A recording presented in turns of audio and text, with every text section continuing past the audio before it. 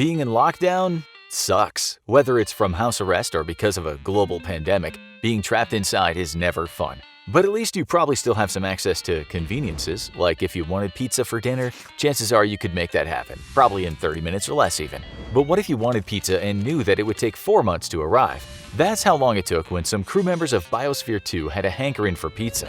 They spent 4 months growing a crop of wheat, which then had to be threshed and ground. Tomatoes, peppers, and onions had to grow and ripen. Cheese made from goat's milk had to mature. But that's what happens when you're living off the land, locked away in a science experiment for 2 years. Biosphere 2 was the brainchild of John Allen, a charismatic New Age visionary, aka a hippie, and Edward P. Bass, a Texas billionaire. They wanted to create an airtight, self-sustaining ecological system as a way to explore the viability of habitats to support human life in deep space missions or planetary colonies. They named their project Biosphere 2 because Earth is the first biosphere, of course. It took 7 years between 1987 and 1991 to construct Biosphere 2. The project, built in the Arizona desert, about 35 miles northeast of Tucson, was originally supposed to cost $30 million, but cost ballooned to about $150 million before it was finished. Admittedly, it's a technological marvel, and still is impressive even today. The sprawling 3.15-acre complex, comprised mainly of glass and steel,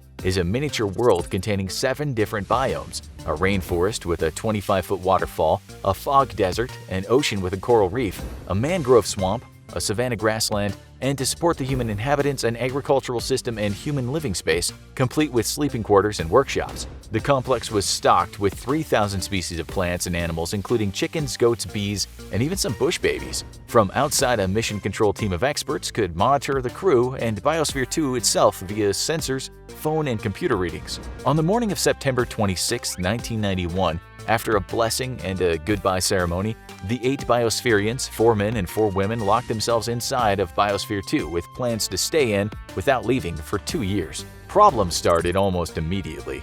2 weeks into the mission, crew member Jane Pointer got her hand caught in a rice thresher, losing the tip of one of her middle fingers. The resident doctor, Roy Walford, reattached it, but the graft didn't take.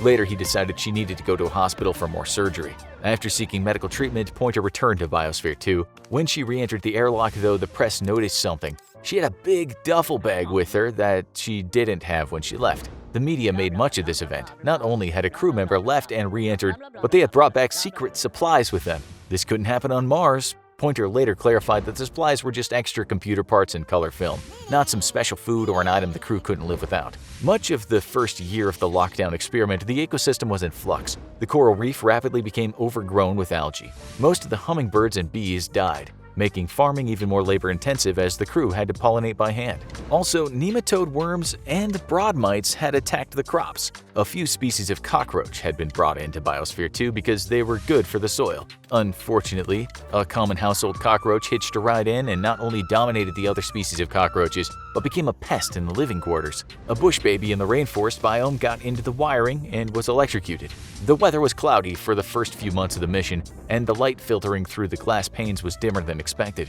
This killed off many of the fish and other marine life. Even worse, the lack of sunlight stunted the crops. The crew primarily ate vegetarian, growing 80 different crops such as kale, carrots, peppers, beets, banana, and wheat. At one point, they were eating so many sweet potatoes that their skin picked up an orange hue. They did have milk from the resident goats and the occasional egg from chickens. Meat was served maybe once a week. For especially the first 6 months, the crew had decent nutrition, but was underfed. Daily caloric intake for crew members averaged 1,780 calories, not a lot when you're doing research experiments and performing manual farm labor. The crew all lost between 10 to 20% of their body weight. Ultimately, they had to break into a 3-month supply of food that had been secretly stashed away before the doors to the outside had closed. As the Biospherians improved their farming techniques, food production rose. By the second year, the crew had upped their average daily calories to 2,300 as a result, and they ended up regaining some of their lost weight.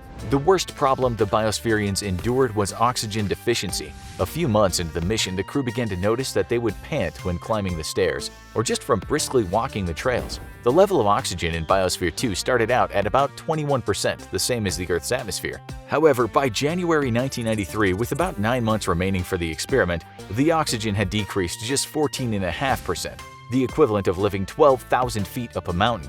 The low oxygen made the crew lethargic, and for months they struggled with sleep apnea and had trouble getting proper rest. Eventually, Mission Control assessed the risk as being too high. and a few months before the experiment was slated to end, they started pumping in oxygen.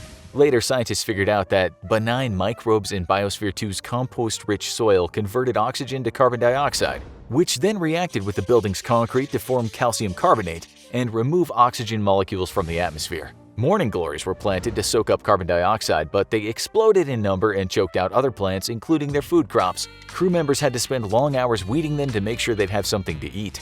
A typical day for one of the crew might look like this. Wake up, complete morning chores such as milking goats or picking ripe produce. At 8 a.m., they would meet with the rest of the crew while eating breakfast, which was usually porridge sweetened with banana. The crew would discuss what everyone needed to do for the day. Generally, everyone would spend a few hours working the farm. After that, the crew would split up and everyone saw to their own area. Crew members handled different areas such as water management or insects. In the afternoon, the crew might have a media interview via phone or uplink. After dinner, the crew often sat around talking and drinking homemade banana wine. Some crew members would play instruments or talk with family over the phone. On site, there was a picture window with phones on either side so a biospherian could have a conversation and see their family at the same time. A setup not too different from a prison visitation room. Meanwhile, the media was very interested in the experiment. Frequently, there were cameras set up outside Biosphere 2. The site also became a tourist destination in order to try and recoup some of the high costs involved with running the complex. Over 1 million tourists paid $9.95 for the tours around the building and the ability to peer into the terrarium to see the biospherians at work. There was even a gift shop with keychains and a t-shirt, so you could prove you visited Biosphere 2. Between the visitors and school field trips along with the food deprivation problems, the cockroaches taking over and other annoyances, at times the crew felt like they were animals in a zoo. But we know there's still one big question you have. The media was obsessed with the topic too and asked this question a lot. Did the biospherians have sex, or did they spend 2 years going without? The crew, for the most part, refused to talk about their sex lives. However, one of them, Mark Nelson, said, "People are people. Everything you might expect to happen with people has happened in here. Take from that what you will." Critics lambasted the Biosphere 2 project throughout the whole experiment, dismissing it as more show business than science. The criticism reached new heights when the media found out that external staff members made several secret deliveries to Biosphere 2, providing seeds, vitamins, mousetraps, and other supplies. Furthermore, an ex-employee revealed to the public that engineers had installed a carbon dioxide scrubber so that Biosphere 2's atmosphere could be better artificially managed. With all the different pressures, plus being stuck in one spot with only 8 people, arguments were bound to happen. Ultimately, the biospherians split into 2 factions divided over differences of opinion regarding their research goals. Some crew members refused to speak to each other unless they had to, going so far as to turn their face away when they met someone on a path. Allegedly, some crew members stole and hoarded food, refusing to share it with those they considered traitors. Later, one of the crew members would claim that she was spat at twice. Finally, on September 26, 1993, after 2 years, the 8-person crew emerged from the biosphere, thin but relatively healthy. The doors had been opened 29 times during the experiment. A second lockup with a different crew started in March of 1994 but was eventually abandoned after 6 months due to management infighting about spending and authority. Today, Biosphere 2 is a research station owned by the University of Arizona. Researchers use it to study global environmental change, weathering, and the effect of drought on rainforests, among other projects. The biospherians dispute the media's view that Biosphere 2 is a failed project. The whole point was to test the possibility of human habitats. Any perceived failings only gave scientists data for further use. Also, there were many small successes during the course of the experiment. By the end of the first mission, the crew was able to produce 83% of their total diet, including fodder for domestic animals. Biosphere 2's farm recycled its nutrients and water, maintaining soil fertility without chemical fertilizer or any toxic chemicals. The crew also recycled their sewage, drinking the same water countless times, totally purified by their plants, soil, atmosphere, and machines. It wasn't until 18 years later, in 2009, that NASA announced total water recycling on the International Space Station. The biospherians also dispute the idea that there was a massive fish and coral reef die-off, pointing to surveys by coral reef scientists. At the end of 2 years, only 1 coral species had been lost out of some 4 dozen, and new coral colonies were growing. Biosphere 2 was the focus of many educational projects and inspired kids around the world. It brought the term biosphere to the mainstream. It was also the main inspiration for a Pauly Shore movie and the world's first reality TV show, Big Brother, which aired in the Netherlands in 1999. So no matter what you think of it, it's hard to argue that Biosphere 2 was an ambitious and unique experiment that was far ahead of its time. We know you want to watch more videos. Ever wonder what life would be like if you were a prisoner at Alcatraz? Death by polonium-210, or how Russia killed one of its spies.